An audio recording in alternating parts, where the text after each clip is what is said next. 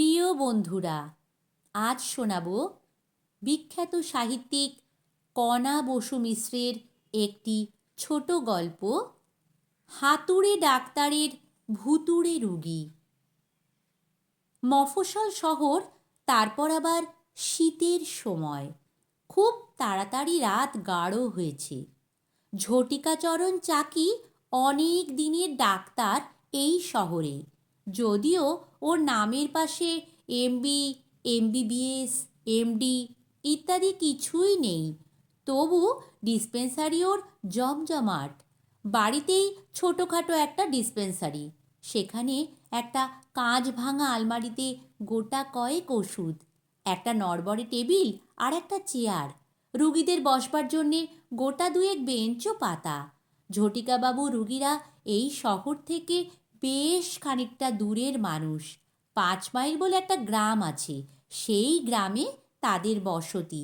বেশিরভাগ মানুষই পূর্ববঙ্গের তাড়া খাওয়া উদ্বাস্তু।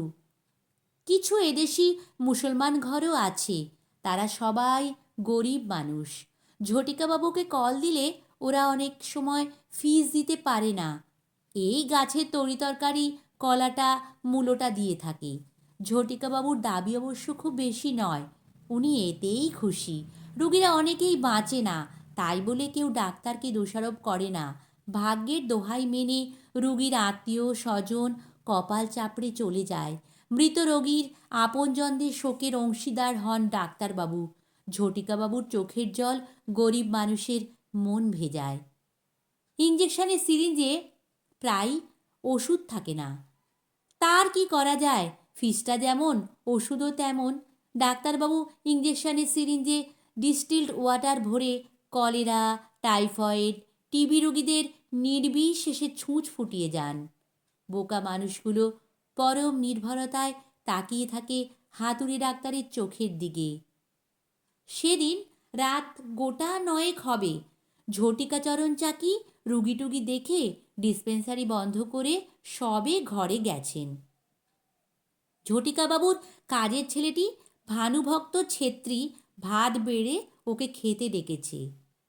আসছি বলে ঝটিকাবাবু প্যান্ট ট্যান্ট ছেড়ে লুঙ্গিটা সবে হাতে নিয়েছেন।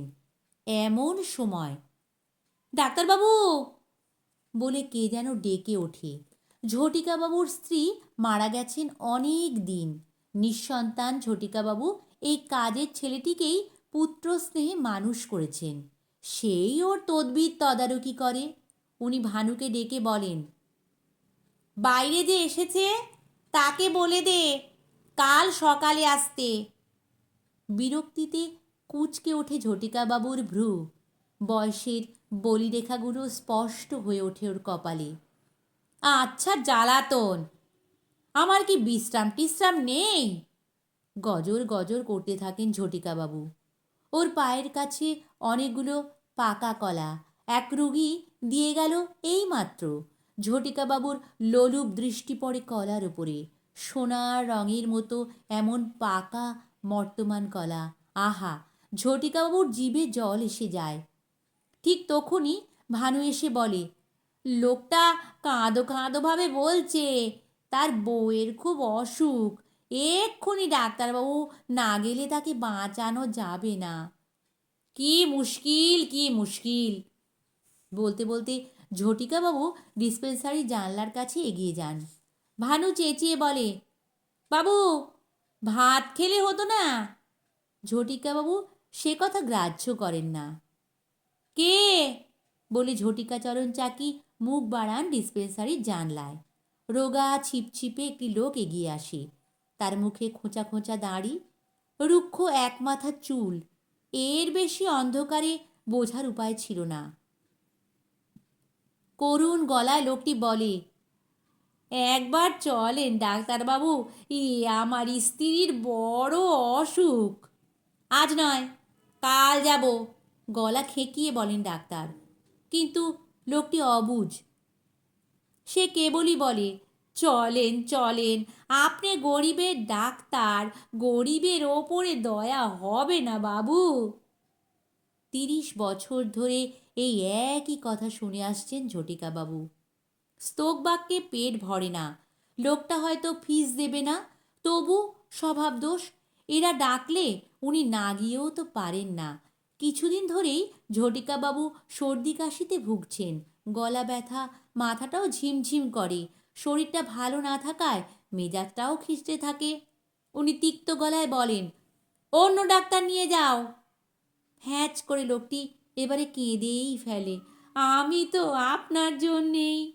ওর কাতর গলার স্বর ডাক্তারের মন ছুঁয়ে যায়। ডাক্তারবাবুর মনে হয় লোকটা যেন অনেক দিন খায়নি। তোমার বাড়ি কোথায়? 5 মাইল। উনি জানতেন এই উত্তরটাই শুনতে হবে, তবু ডাক্তার বলেন, সেই শ্মশানের মধ্যে দিয়ে আমায় এখন যেতে হবে। লোকটা দেতো হাসি হেসে বলে, তাতে কি, আপনি তো হামেশাই যান সেখানে। ঝটিকাবাবুর আর খাওয়া হয় না। উনি ভাবেন রুগী দেখে এসে না হয় খাবেন।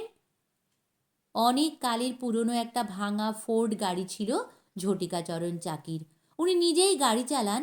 ডাক্তারি করে যা উপায় হয় তাতে খেয়ে পড়ে আর ড্রাইভার রাখা সম্ভব হয় না।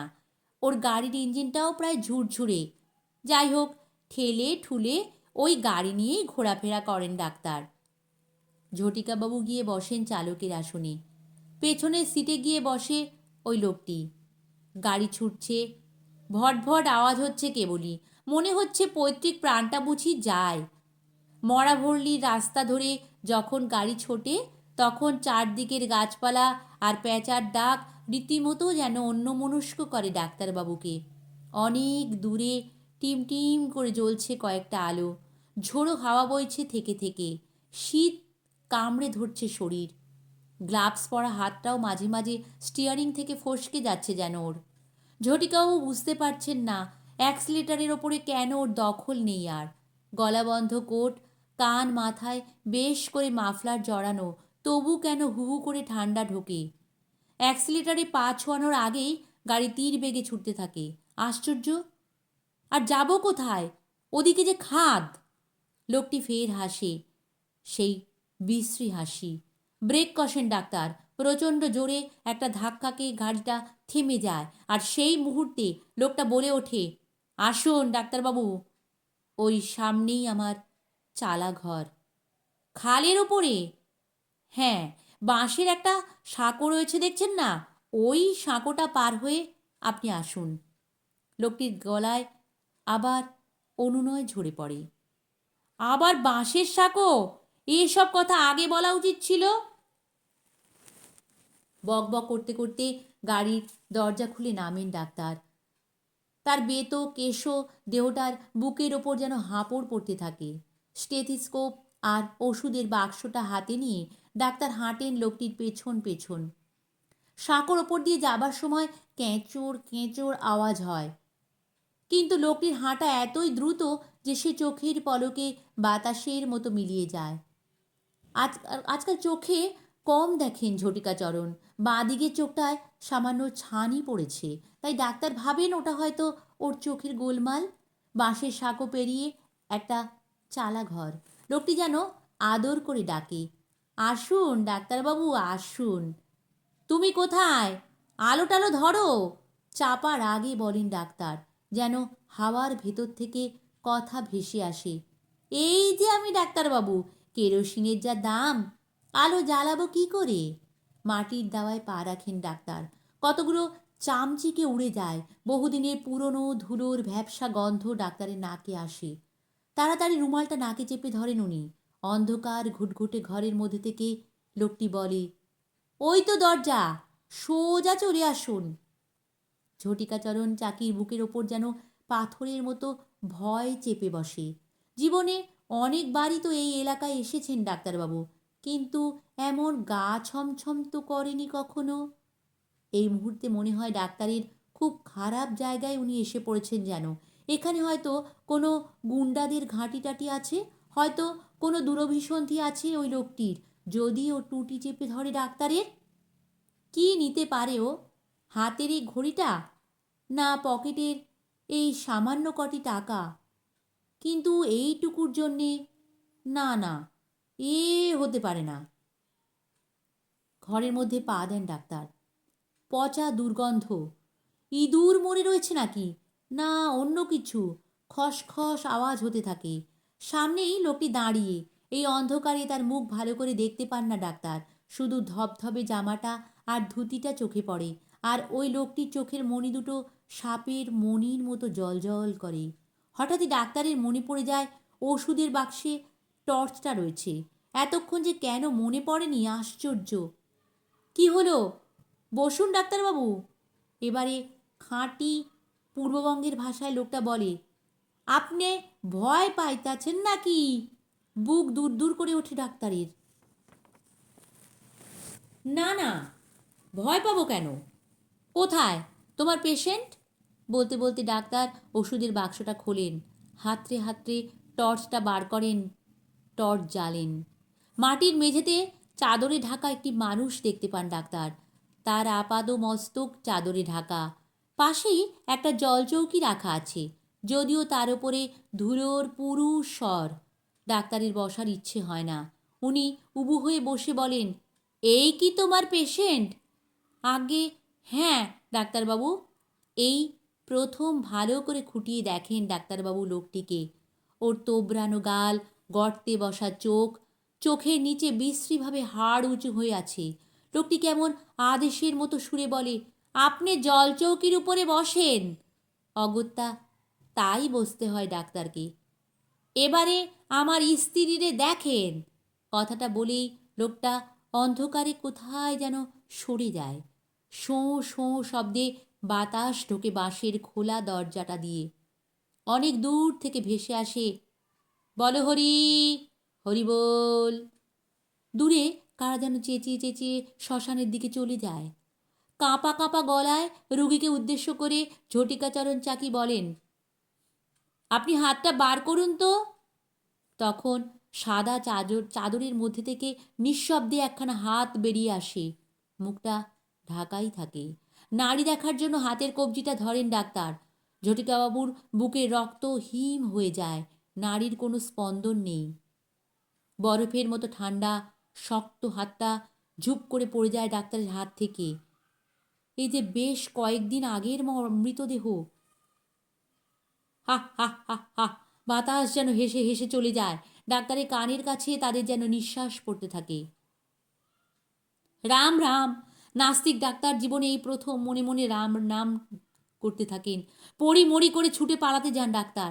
কিন্তু দরজার কাছে অদৃশ্য মানুষের গলার স্বর, কেমন দেখলেন ডাক্তার?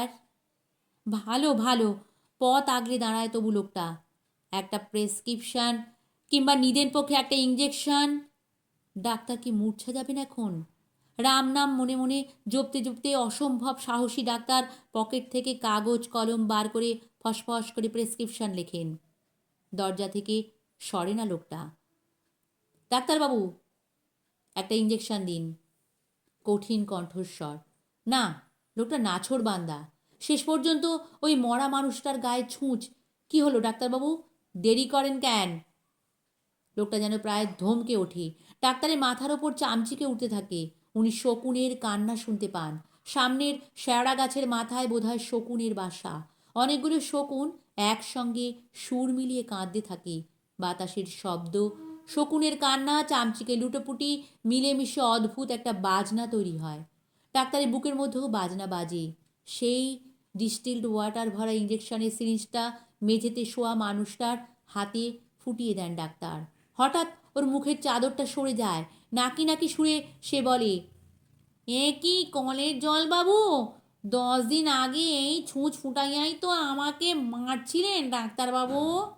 হ্যাঁ, সর্বনাশ! 10 দিন আগে? কিন্তু সে এ বাড়ি তো নয়, অন্য আর একজনের বাড়িতে। হ্যাঁ, এক কলেরা রোগী। ডাক্তার ওষুধের বাক্স ফেলেই এবারে ছুট লাগান। দরজায় ভারী হাওয়া বাধা দিতে চায়। হা হা হা হা হা হা করে ওঠে। ভেঙে গুড়িয়ে যায় কাদের হাসির শব্দ। শকুনেরা কেঁদে যায়। চামচিকে পাখা ঝাপটায়। কোনো দিকে ভ্রুক্ষেপ নেই ডাক্তারের। পেছনে পেছনে ছুঁয়ে আসে কে যেন। নাকি কে যেন বলতে থাকে, ডাক্তারবাবু, আপনার ফিসটা। ডাক্তার ছোটেন। ছুটতেই থাকেন। নমস্কার। গল্প পাঠ ভালো লাগলে চ্যানেলটি সাবস্ক্রাইব করে দিও আর লাইক কমেন্ট শেয়ার করতে ভুলো না কিন্তু।